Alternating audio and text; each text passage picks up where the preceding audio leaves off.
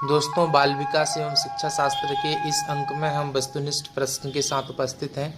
जानने का प्रयास करते हैं। दोस्तों, अधिकांश मनोवैज्ञानिकों के अनुसार बुद्धि का विकास कब तक होता है? अधिकांश मनोवैज्ञानिकों के अनुसार बुद्धि का विकास दोस्तों 12 वर्ष तक होता है, या 16 वर्ष तक, या 40 वर्ष तक, या जीवन पर्यंत चलता है। कब तक होता है दोस्तों बुद्धि का विकास? मात्र 16 वर्ष तक। अधिकांश मनोवैज्ञानिकों ने कहा है कि 16 वर्ष तक बुद्धि का विकास ज़्यादा होता है बालकों में। सेकंड क्वेश्चन देखें दोस्तों, तो पियाजे के अनुसार बौद्धिक विकास में आत्मसातकरण मीन्स एसिमिलेशन एवं कौन सी अन्य प्रक्रिया महत्वपूर्ण होती है दोस्तों? कौन कौन सी होती हैं? आत्मज्ञान, सेल्फ कॉग्निशन, समंजन, एकोमोडेशन या कल्पना, इमेजिनेशन या प्रत्यक्षीकरण, प्रेसिपेशन। दोस्तों, पियाजे के अनुसार बौद्धिक विकास में आत्मसातकरण होता है, समंजन, एकोमोडेशन होता है। क्या होता है दोस्तों? एकोमोडेशन। तीसरा क्वेश्चन है, पियाजे के बौद्धिक विकास के पूर्व संप्रत्यात्मक चरण प्री कॉन्सेप्चुअल फेज की अवधि पीरियड क्या है? प्री कॉन्सेप्चुअल फेज की अवधि होती है दोस्तों जन्म से 2 वर्ष तक, या जन्म 2 वर्ष से 4 वर्ष तक, या 4 वर्ष से 7 वर्ष तक, या 7 वर्ष से 11 वर्ष तक। कब तक होती है दोस्तों? 2 वर्ष से 4 वर्ष तक की अवधि होती है, जो कि पियाजे के बौद्धिक विकास में पूर्व संप्रत्यात्मक चरण होता है, प्री कॉन्सेप्चुअल फेज कहलाती है दोस्तों। नंबर 4 प्रश्न देखते हैं दोस्तों, पियाजे के संज्ञानात्मक बौद्धिक विकास का प्रथम चरण कौन सा है? पूर्व संप्रत्यात्मक स्तर है, अंतः प्रत्यात्मक चिंतन स्तर है, या संवेगी गतिशील स्तर, द मूर्त संक्रिया है स्तर दोस्तों? कौन सा है? संवेगी है दोस्तों, संवेदी गतिशील स्तर है। कौन सा है दोस्तों? संवेगी गतिशील स्तर है। नंबर 5 क्वेश्चन देखें दोस्तों, पियाजे के बौद्धिक विकास में 4 से 7 वर्ष की अवस्था किस चरण को सम्मिलित करती? 4 से 7 वर्ष की अवस्था किस चरण को करती दोस्तों? पूर्व संप्रत्यात्मक स्तर को, या औपचारिक संक्रियाओं के स्तर को, या अंतः प्रज्ञात्मक चिंतन के स्तर को, या संवेगी गतिशील स्तर को? किसको करती दोस्तों?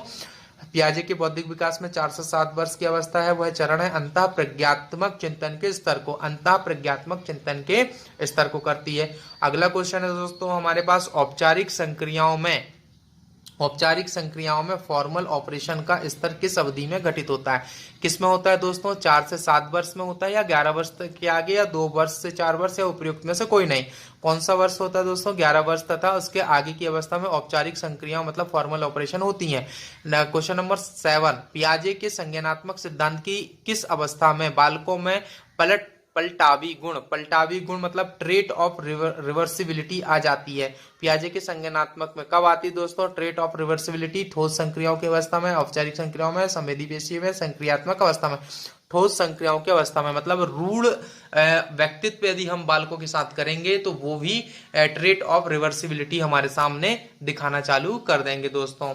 अगला क्वेश्चन है दोस्तों हमारे साथ है, पियाजे के अनुसार एक बच्चा किस विकासात्मक अवस्था एवं प्राक्कलनात्मक विचार हाइपोथेटिकल थिंकिंग के योग्य हो जाता है? कब होता है दोस्तों? प्राक् संक्रिया अवस्था में, या अंतर्देशीय संक्रिया अवस्था में, या ठोस संक्रिया में, या औपचारिक संक्रिया में? कब हो जाता है दोस्तों हाइपोथेटिकल थिंकिंग में? औपचारिक संक्रिया अवस्था में हो जाता है। कब होता है? औपचारिक संक्रिया अवस्था में। पियाजे के अनुसार बच्चे की मूल विकास संक्रिया में शामिल है, क्या शामिल है दोस्तों? आत्मसातकृत, या अन्विति योजना, या समंजन, या उपर्युक्त सभी? पियाजे के अनुसार बच्चे की मूल विकासात्मक प्रक्रिया में उपर्युक्त सभी है दोस्तों। यहाँ पे आत्मसातकृत भी है, अन्वंती योजना भी है, और समंजन भी है। संप्रत्यय कॉन्सेप्ट्स के 2 महत्वपूर्ण पहलू कौन कौन से दोस्तों? विशेषताएं तथा नियम है, या विशेषताएं तथा ज्ञान है, ज्ञान तथा नियम है, गुण है, अवगुण है? क्या है दोस्तों? संप्रत्यय कॉन्सेप्ट्स के 2 महत्वपूर्ण पहलू है, विशेषताएं एवं नियम। आगे देखें तो पियाजे के अनुसार निम्न में से कौन औपचारिक संक्रियात्मक चिंतन में प्रथम बार उपस्थित होता है? कौन होता है देखें दोस्तों, तो दूसरों के दृष्टि को रचने की क्षमता, या संबंधों की एक अवस्था जो तर्क के अनुसार वर्णित की जा सके या सोची जा सके, या तरल मात्रा का संधारण, या एक वर्गीकरण व्यवस्था विकसित करने की क्षमता। पियाजे के अनुसार निम्न में से कौन औपचारिक संक्रियात्मक चिंतन में प्रथम बार उपस्थित होता है दोस्तों? कौन होता है? संबंधों की एक अवस्था जो तर्क के अनुसार वर्णित की जा सके, सोची जा सके, यह सम्मिलित होती है दोस्तों।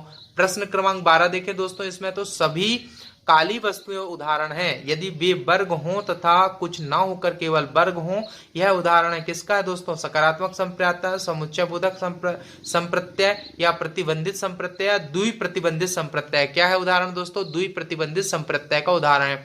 थॉर्नडाइक के अनुसार सीखना संबंध स्थापित कार्य करता है किसका? मस्तिष्क का, शरीर का, आत्मा का, उपयोग सभी का। किसका? थॉर्नडाइक के अनुसार सीखना जो संबंध स्थापित करता है दोस्तों वह मस्तिष्क से संबंधित है सीखना। आगे के प्रश्नों में देखें दोस्तों हम एजुकेशन प्रश्न क्रमांक 14। प्रश्न क्रमांक 14 में हम आ गए हैं। तो इसमें देखें एजुकेशन साइकोलॉजी पुस्तक के लेखक कौन है? Pavlov, Skinner, Thorndike, Ryburn. कौन है? थॉर्नडाइक है। क्लासिकी अनुबंध निम्नलिखित में से किसके नाम से जाना जाता है? पावलोव के नाम से। पावलोव की क्लासिकी अनुबंध के संबंध में निम्नलिखित में से किस पर किए गए थे? किस पे किए गए थे दोस्तों? पावलोव ने कुत्ते पे अध्ययन किया था। किस पे किया था? पावलोव ने कुत्ता पर। निम्नलिखित में से एक अधिगम प्रणाली का प्रयोग व्यवहार चिकित्सा में होता है किसके द्वारा होता है दोस्तों? क्लासिकी क्रिया प्रसूत अनुबंधन, अनुकरण, प्रत्ययन, भूल किसके द्वारा होता है दोस्तों? क्रिया प्रसूत अनुबंधन द्वारा होता है अधिगम प्रणाली का प्रयोग व्यवहार चिकित्सा में। अधिगम की प्रयत्न और भूल विधि में निम्नलिखित में से किसने पहले प्रयोग किया था? किसने किया था दोस्तों? थॉर्नडाइक ने किया था। अधिगम कि प्रयत्न और भूल विधि में सबसे अधिक महत्वपूर्ण कारक निम्नलिखित में से कौन सा है? कौन सा है दोस्तों? प्रेरणा। निम्नलिखित में से किस मनोवैज्ञानिक संप्रदाय ने अंतर्दृष्टि द्वारा अधिगम की विशेष महत्व दिया? किसने दिया दोस्तों? गेस्टाल्ट संप्रदाय ने दिया। किसने दिया दोस्तों? गेस्टाल्ट संप्रदाय ने दिया। सीखने का प्रयत्न एवं त्रुटि सिद्धांत ट्रेट एंड एरर थ्योरी किसके द्वारा विकसित की गई दोस्तों? थॉर्नडाइक द्वारा की गई। किसके द्वारा? थॉर्नडाइक के द्वारा सीखने की गई है। थॉर्नडाइक 1898 में अपना प्रसिद्ध प्रयोग किस पर किया था दोस्तों? किस पे किए थे? बिल्ली पर किए थे। थॉर्नडाइक ने किस पर किए थे? पावलोव ने कुत्ते पे किया था और थॉर्नडाइक ने बिल्ली पर किया था। थॉर्नडाइक के प्रयोगात्मक अध्ययनों में विशेषता किस में योगदान है? नैमित्तिक अनुबंधन, प्राचीन अनुबंधन, अंतर्दृष्टि सिद्धांत, उपयुक्त में से कोई नहीं। नैमित्तिक अनुबंधन थॉर्नडाइक के प्रयोगात्मक अध्ययनों का है दोस्तों। आगे हम देखें थॉर्नडाइक में प्रयत्न एवं त्रुटि सिद्धांत में किस पर विशेष बल नहीं दिया जाता है दोस्तों? प्रेरणा पर, समझ पर, अभ्यास पर। किस पर नहीं दिया जाता? थॉर्नडाइक के प्रयत्न एवं त्रुटि सिद्धांत पर, समझ पर नहीं दिया जाता। किसी क्रिया को बार बार दोहराने से उसका संबंध दृढ़ हो जाता है। यह थॉर्नडाइक के किस सिद्धांत पर, नियम पर आधारित है दोस्तों? अभ्यास के नियम पर। किस नियम पर दोस्तों? अभ्यास के नियम पर आधारित है। क्रिया की सफलता में संतोष एवं असफलता से असंतोष होता है। यह थॉर्नडाइक को किस नियम को इंगित करता है? यह अभ्यास, प्रभाव, तत्परता, उपयोग सभी किस पर करता है दोस्तों? यह प्रभाव पर करता है। थॉर्नडाइक के संशोधित प्रभाव के नियम के अनुसार क्या सही है?